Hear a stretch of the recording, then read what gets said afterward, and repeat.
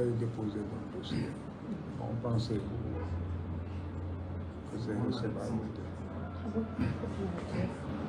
suñu mbokk sénégalais ñoo ngi leen di nuyu di leen jaajëfal bu baax saa su nekk topp bi ngeen di topp seen bi si biir internet bi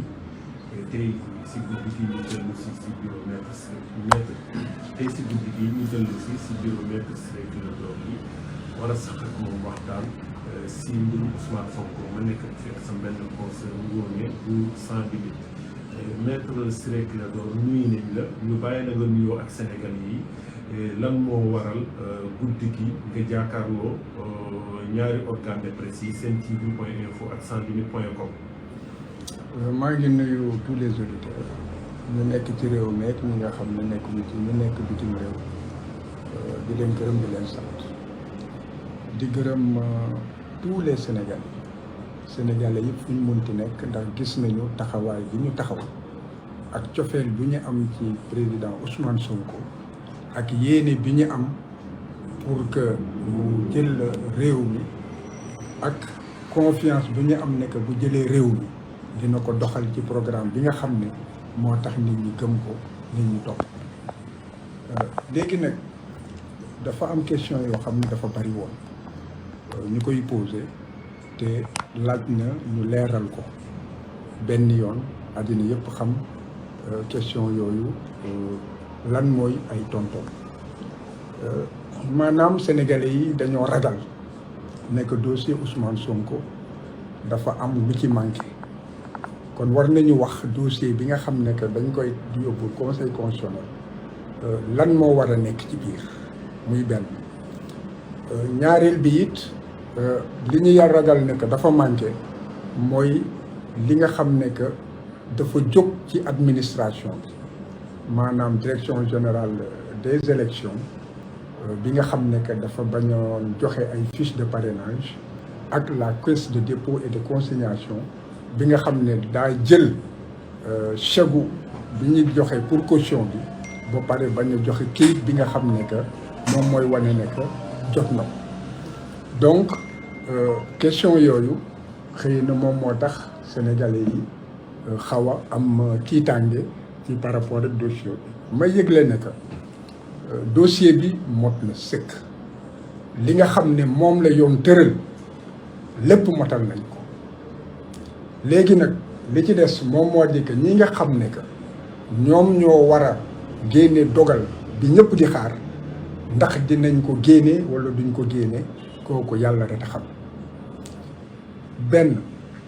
dossier yi ñu war a déposer lan la moom moo di que président Ousmane Sonko dafa war a bind ne que damay déposer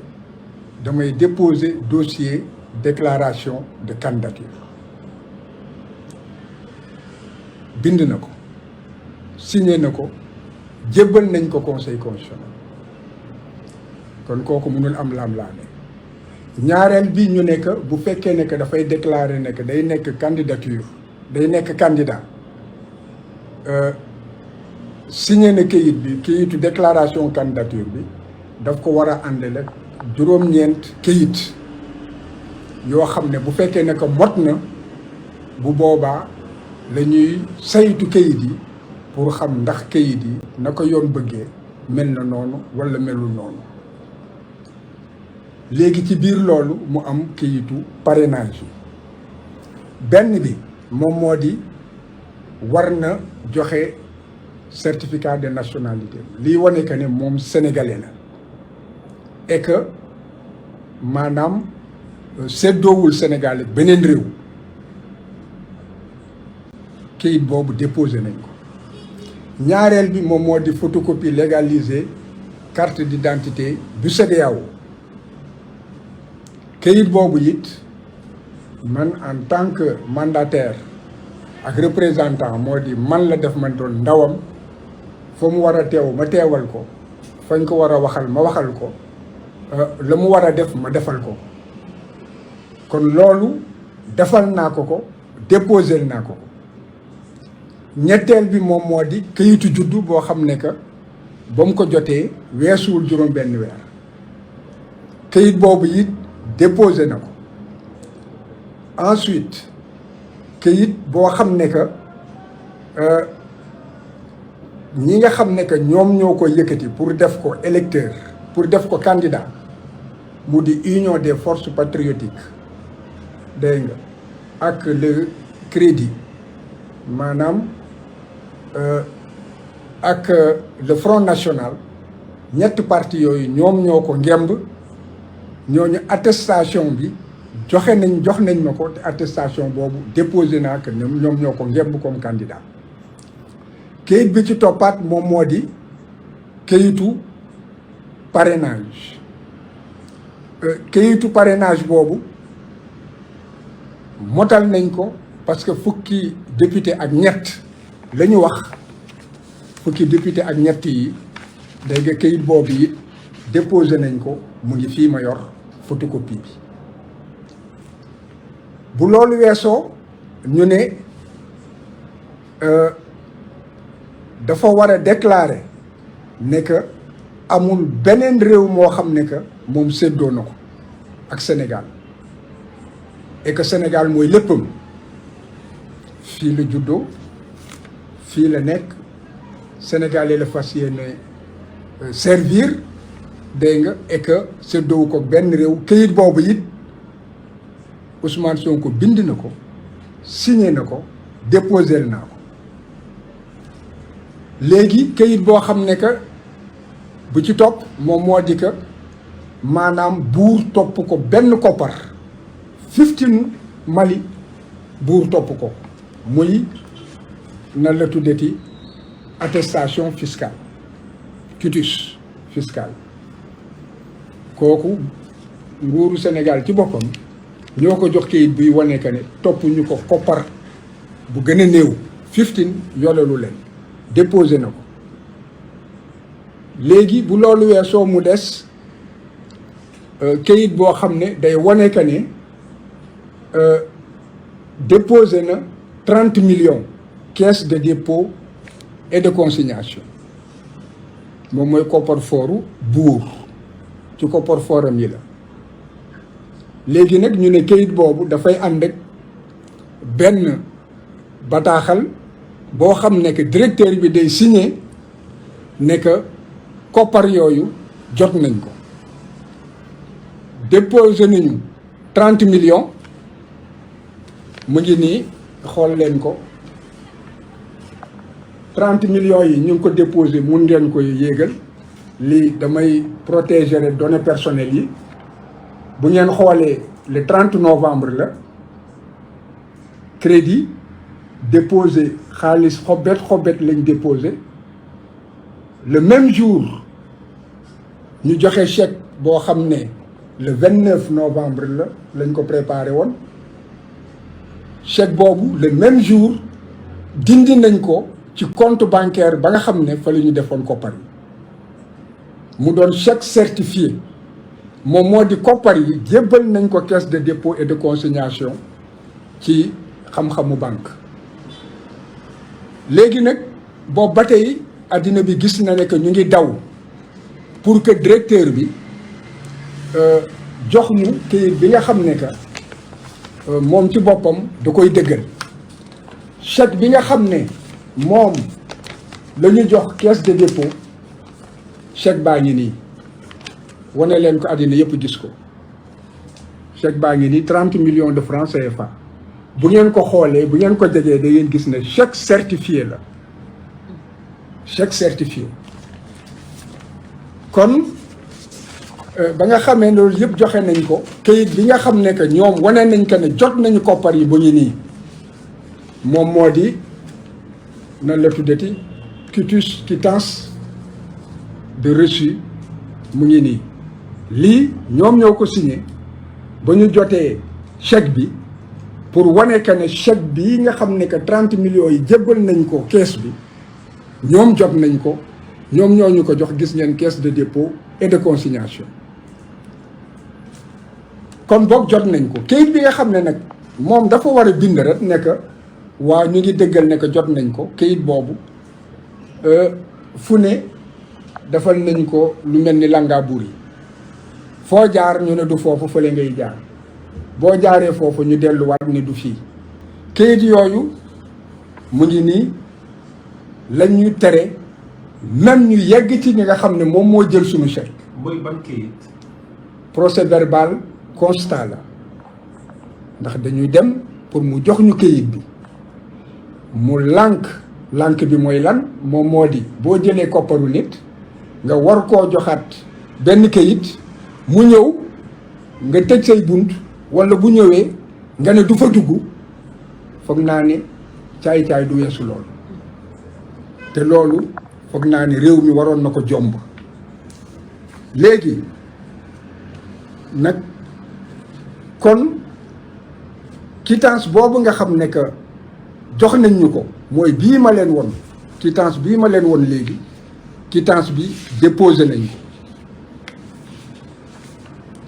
déposé nañu photocopie chèque bi léegi déposé nañu it kayit yi wane que ni directeur bi moom moo ñu bañ a jox kayit ba nga xam ne moo ci war a topp kayit boobu nag yoon conseil constitutionnel bi nga xam ne lañ jébbal kayit yi dafa am ay atte yu mu atte bii ci la ci atte yi am na beneen atte yi boo xam ne yor naa ko fi dégg nga boobu it ci atte yi la moom moo di que conseil constitutionnel mooy bii conseil constitutionnel li mu wax dafa leer. lan la wax. conseil constitutionnel ci bii kii parti bu ñuy wax RPJS la maanaam dafa am benn loi boo xam ne que assemblée nationale daf ko wote woon boo ko assemblée nationale voté ba pare député yi d'accord ñu ci ñu jébbal mbir mi conseil constitutionnel pour que conseil constitutionnel wax ci ba mu demee conseil constitutionnel ne leen que seen wax mënuma koo jël wante li tax mënuma koo jël lenn rek la moom moo di que bu fekkee ne que administration moom moo def caay-caay ba bañ leen jox ñaari copie loi bi nga xam ne dañ koo voté te ñun mënu leen ñëw ci ñun te indiwu leen ñaari copie loi bi administration caay-caayam mënul tax que ngeen jot seen droit wante nag li ñu leen di reprocher moom moo di que indiwu leen constat huissier bi ngeen indi constat bi yéen demu leen ca ka ngeen xam ne moom ngeen waroon laaj loi bi su ngeen demoon ci moom kon ñu dégg ci biir loolu ne que bu demoon ci ñoom kon constat huissier bi dina doy kon boog fii indi nañ ay constat huissier yi wane que ne dem nañu ki nga xam ne que moom moo ñu war a jox attestation bi et que moom moo indi blocage bi beneen bi moom moo di dossier bi nga xam ne que Yewwi Askan Wi la dossier boobu it conseil constitutionnel maanaam dafa nekk procès verbal yi nga xam ne que def nañ ko procès verbal yooyu maanaam wane na ne que état bi moom moo bañ a def la ko yoon wax maanaam joxe kayit yi nga xam ne war na ko joxe kon boog kayit bi nga xam ne que manqué na loolu mënuñu cee sanctionné dégg nga Yewwi Askan bi et que dossier mbaax na kon boog ñu jàpp ne que conseil constitutionnel boo indee firnde ne que li manqué du ci yow wante la manqué administration bi ci caay-caayam moo ko bañ a joxe bu boobaa lam ko jox doy na preuve ne que maanaam rew topp nga ci yoon parce que dossier Yewwi Askan bi conseil constitutionnel dafa nekk indi na preuve indi nañ preuve indi nañ preuve dégg nga yuy wane que ne koppar yi ba nga xamee ne que Issa Sangaré baal leen ma Issa Sangaré war na déposer attestation yi dégg nga indi na preuve ne que jamono jo muy dem conseil kii caisse au niveau des impôts boobu xaalis bi disponible la kon ñun relevé de compte bi wane na nekk xaalis bi disponible na relevé de compte bi chèque bi joxe nañ ko te maanaam quittance bi ñu jox wane na ne que it jël nañu sunu alal kon boobu bu ngeen xoolee lii nga xam ne conseil constitutionnel loolu lay vérifier motal nañ ko kon suñu dossier dañ ko war a recevoir parrainage bi moom amul benn problème parrainage yu député la te it na ko yoon waxee noonu lañ ko defee. d'accord maître xam nga lu ma xaw a jaaxal tey tàggatoo nañu vers 17h bi nga génnee conseil constitutionnel nga def sa déclaration daanaka bi ngay wax da nga wax ak xel bu dal mais ñu gis ne guddi gi nga def déclaration bi diggante boobu ak léegi lan moo xew. dara xewul c'est parce que question yi ñoo bari. question yu dem ndax question yi moom moo di que est-ce que seen dossier mot na li ngeen déposé est-ce que maanaam doy na mu di quittance bi manqué dégg nga ak li jëm ci parrainage yi gis loolu réponse yi moom li tax soriwuma ci moom moo di parrainage député la bon kon fiche yi nga xam ne que ñoom dañ ko doon laajte kooku parrainage citoyen la woon kooku da ngay dem ñu mot ay ñeent fukki junni nit ku ci ne signé la ne porte naa sa candidature kon loolu soxlaatuñu ko parce que amoon nañu fukki député ak ñett kon loolu du problème léegi nag li jëm ci caisse de dépôt et de kon DGE ñoom dégagé nañ leen proprement te it pour ce qui est de la caisse de dépôt et de consignation foofu attestation bi jotuñu ko dañoo xool naka la conseil constitutionnel di doxalee bu fekkee ne que nit ki am na ay gàllankoor yuy tere que pièce am mot mooy décision yi nga xam ne won naa leen ko benn bi mu ngi nii beneen bi moom moo di décision Issa Sangaré bi nga xam ne que wane nañ que ne xaalis bi disponible na ñun wane nañ que ne xaalis bi disponible na won naa leen léegi relevé de compte bancaire bi ni nga xam ne xaalis bi génnee nañ ko wane nañu it ne que jël nañu suñu xaalis ndax jël nañu suñu chèque kon bokk kayit boo xam ne dañ koy bind ret dégg nga reçu dina remplacer en fait attestation parce que attestation day firndeel rek ne que ñoom jot nañ ko te reçu bi it mënuñu joxe reçu ne que jot nañu 30 millions te jotuñu ko wan naa leen chèque bi chèque certifié la c'est disponible kon boog loolu pour tontu ñiy poser des questions yoo xam ne que en fait ñun réglé nañ ko. d'accord maître yaa ngi wax ne question yi dafa bari bokk na ci seen confrère bi nga xam ne bind na loo xam ne ñëpp ñi ànd ak Ousmane Sonko xaw nañu tiit ndax mi ngi wax rek lu jëm ci Sénat taxawaay bi nga xam ne amoon na ko naka itam DGE dem na sax bay wax lu jëm ci déstabilisation Sénégal wala ay information yoo xam ne xaw nañ koo foog ci yow bay ne dañuy waaja daal am na lu ñu naral Ousmane Sonko est-ce que mën nga ci apporter ay précisions wala nga leeral un peu ñi nga xam ne Ousmane Sonko moom mooy seen candidat. man en fait su fekkee ne que ab avocat ni man wax na amul dara lu ma ci war a mën a wax man li ma mën a wax moom moo di que man maay mandataire bi man maay représentant bi dossier yi xam naa li ci nekk xam naa ne it li ma teg ak li ma wax ak yéen tey xam ngeen ne que xel bu dal la moom moo di que lépp lu yoon wax def nañ ko. te lépp loo xam ne it conseil constitutionnel fa la doon jaar yëgal fàttali nañ ko te it xam nañ ne que foofu la war a jaar kon boog ñun bu fekkee leneen am na dina doon loo xam ne dina jaaxal sénégalais yi dina jaaxal addina bi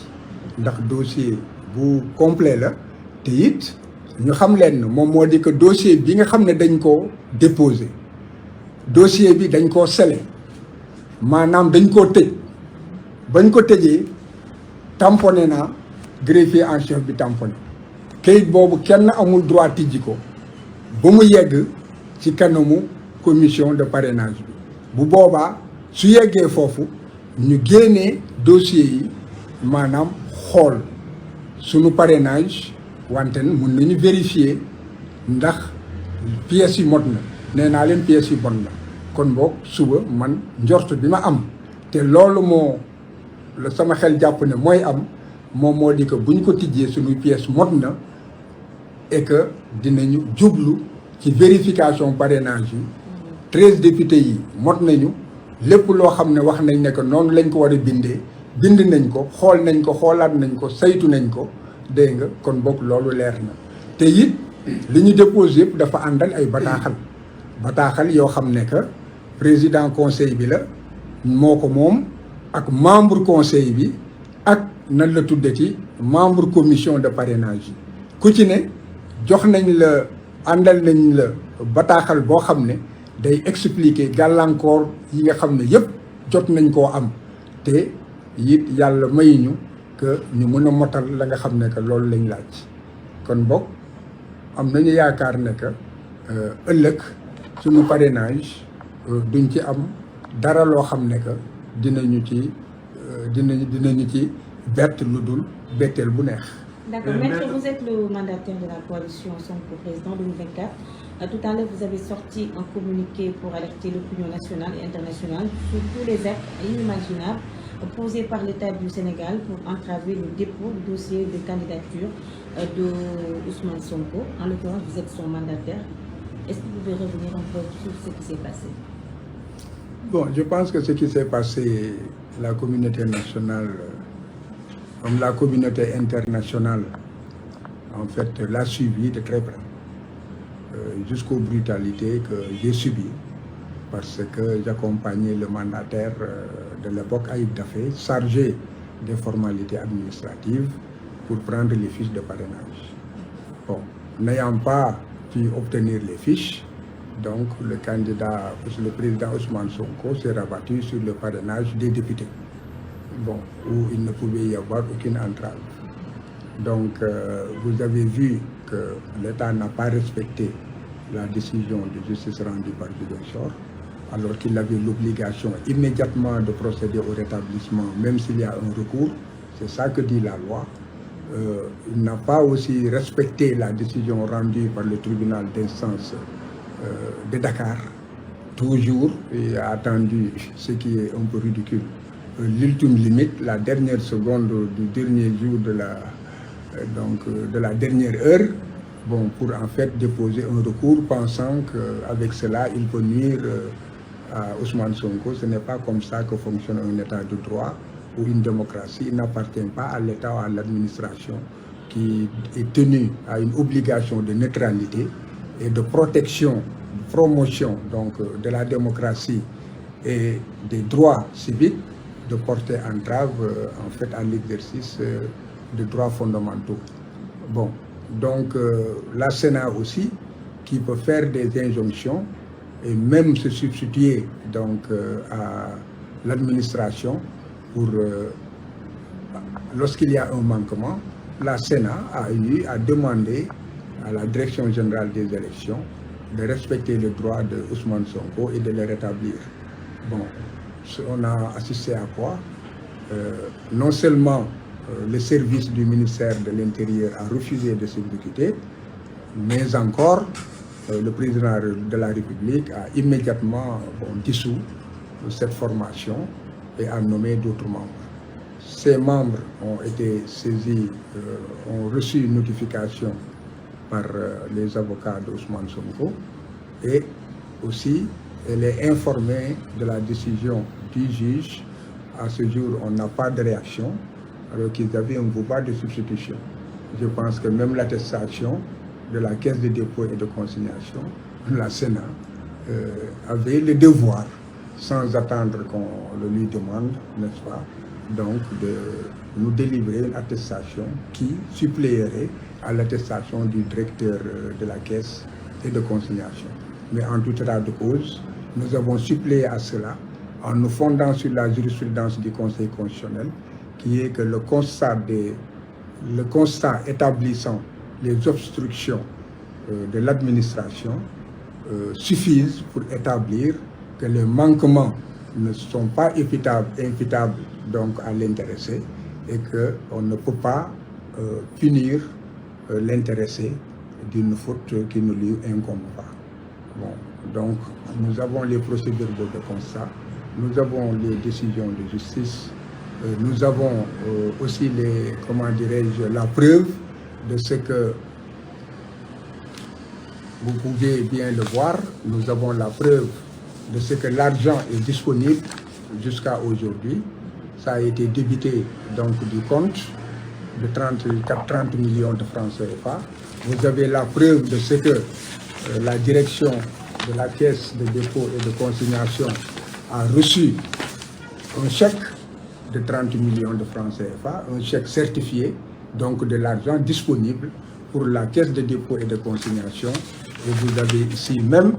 donc, un reçu de versement délivré par la Caisse de dépôt et de consignation. Je lis ici, il est marqué compte d'imputation numéro X, caution des candidats aux élections. Bénéficiaire Ousmane Sonko de la coalition Sonko Président 2024. Nature de l'opération, cautionnement des candidats aux élections. Vous pouvez l'agrandir, que tout le monde puisse le lire. Voilà. Donc il ne faut pas dire que l'argent n'est ni disponible ni déposé. Donc je vois mal que les 7 sages, au vu de tout cela, puissent en fait dire autre chose que de constater que si maintenant l'attestation n'est pas délivrée, le manquement est imputable à l'administration et que l'administration a agi par voie de fait. Vous pouvez bien le prendre, vous pouvez aussi, si vous le voulez, voir les relevés de compte bancaire où l'argent crédité en argent liquide a été débité le même jour pour le compte donc, de la Caisse de dépôt et de consignation. Voilà en fait le relevé de compte, vous pouvez l'agrandir.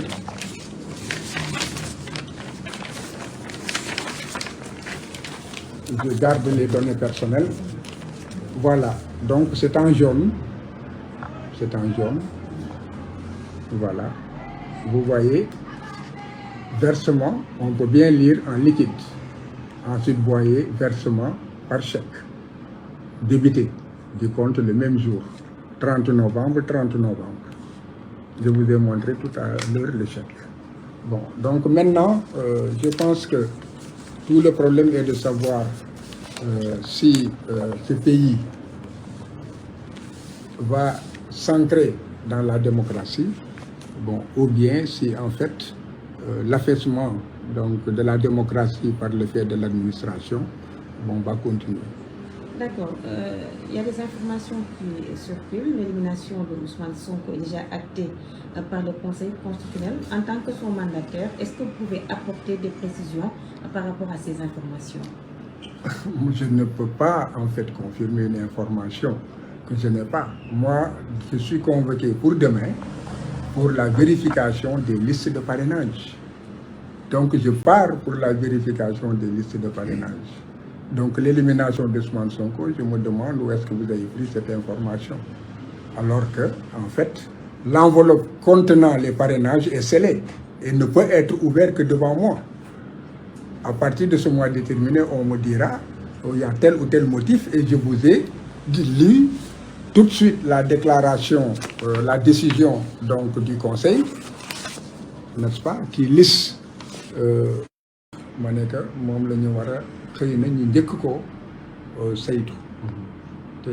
buñ ko saytoo it bu dee dañoo teg lépp ci fa mu war a jaar maanaam ci article bii nga xam ne que moom laa wax léegi moom moo di article 121 nga xam ne dafa wax li yoon wax ne que lii la ñu war a dugal wante la ñu dugal waruñu koo xool dañu war a xool parrainage yi est-ce que jaar na yoon wala jaarul yoon dañu xool est-ce que pièces yi ñu ngi fi jëmm ji la ñuy xool mais duñu xool ci biir te jëmm yëpp a ngi foofu kon boog parrainage bi dañ ko war a xool ndax moom jaar na yoon bu jaaree yoon nag bu boobaa le conseil constitutionnel di dem commission bi du ko fekkee ñoom rek ñooy dem léegi nag loxu mbóot këyit bu ci ne saytu ko bu fekkee da ngaa juum sax ci sa juddu ñu ne sa këyit baaxul foofu la ñuy éliminer man loolu yaakaar naa ne que yëfu cuune yooyu man du ma dal. am nga si yaakaar si conseil constitutionnel dina def liggéeyam ni ñu waree. xam nga li ëpp ñeent fukki at a ngi nii ma nekk tribunal te ñi nga xam ne yëpp ñu ngi conseil constitutionnel yaakaar naa ne buñ ma njëkkee tribunal it ñoom ñoo ma mag benn at la wala ñaari at kon ñoom ñëpp ku ci ne xam naa la xam naa lu ci biti te xam naa lu it lu bari ci li biir li ma mën a wax moom moo di que confiance am naa ko conscience nag waxu warul tekki ne que munoo am betteel betteel moo may jaaxal ci ñoom. fi ñuy daanalee Ousmane Sonko. te it ma ciy boole ne que nag buur daa bari doole. ak bari pexe. fi ñuy daanalee est-ce que yaa ngi déggante sa client Ousmane Sonko est-ce que kañ nga mujj a gis ak moom ak état ak fan la toll et cetera. Ousmane mu ngi ci jàmmam ndax gëm na dossier bi dama ko préparé moom te dafa di koo xam ne que pepp suuf du ko rëcc kon dañ ko vérifier ba lépp leer kon xelam dafa dal dégg nga kooku muy benn ñaareel bi it moom moo di dafa di ko gëm yàlla xam na ne que nit bari nay pexe gis nañu pexe ak caay-caay yu nguur yëpp te yàlla dégg nga wommat na ko ba mu àgg fii kon boog nit ak ay pexem yàlla ak dogalam kon mu ngi ngëm-ngëm ñetteel bi it moom moo di xeebul sénégalais yi xam na ne que sénégalais yi incha allah rabbi li nga xam détermination bi ñu am dégg nga état bi yàgg-yàgg dina leen ci fekk. loolu gëm-gëmam la. investiture finalement autorité yi bañ nañ ko lan mooy réaction Ousmane Sonko. non xam nga wax naa ne que yëfu wuyu la te it réew mi dafa am maanaam ay nit ñu tuuti ñu ko ŋànk lii lépp li nga xam dañ ci war a def jàngat moom moo di que démocratie ci réew mi depuis 2014 neewoon naa ne que démocratie ngi wéy di dem boobu xamoon naa ne que leneen ca kaw ñu koy wax ak di ko wone bokkul rek li nëb xasaw rab ci suuf ñaareel bi it que yoon état de droit moom it mu ngi wéy kooku 2014 la léegi nag événement yi dafa permettre Sénégalais yi jaxran ñu xam ñi nga xam ne que ñoom ñoo ŋànk réew mi naka lañ ko mës a doxalee ak ci lan la ñu yaakaar moom moo di doole ak caabi gannaaw et que mu jaral leen lépp nit wante ni ñu am ngëm nekk ak nu mënti wel suñu Sénégal bi kenn duñu ko yàq. maître ñoo ngi lay jaajëfal bu baax yaa ngi nekkoon ak Mouhamed Wagué Sen TV Info Ngoné sanslimite.com sa dernier mot. sama dernier mot moom moo di que ci wolof moom moo di que sénégalais yi yeewu nañu te dootuñu nelaw kooku na leer ci ñëpp di wax it ne que nañu pare pour que Ousmane Sonko mën a yeggali yéene bi mu amal Sénégalais yi te mënu ko yeggali tant que nekkul président kon boog ñu taxaw temb pour que mu war a mën a yegg ci élection yi te gëm nañ ne que ñi nga xam ne tey jii ñoom ñooy yor kayit yi du ñu dem ci du ñu waroog askan wi ndax askan wi la ñu bëgg ak kayit yi nga xam ne dafa leer yaakaar naa ne que am naa yaakaar ne que du am woro. merci ñoo ngi lay jaajëfal bu baax. je vous en prie. ñu sant leen gërëm maître Ciré Clédor Ly nekk mandataire bu coalition Sonko président dégg nañu kàddu ñun tamit ñu sant leen bu baax gërëm leen ba suba ca conseil constitutionnel.